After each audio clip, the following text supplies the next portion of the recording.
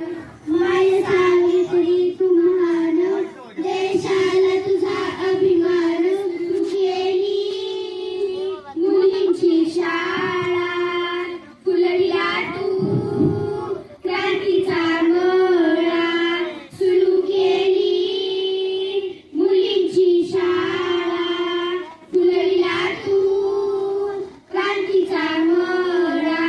स्त्रियांना कधीच नव्हता शिक्षणाचा अधिकार, स्त्रियांना कधीच नव्हता शिक्षणाचा अधिकार.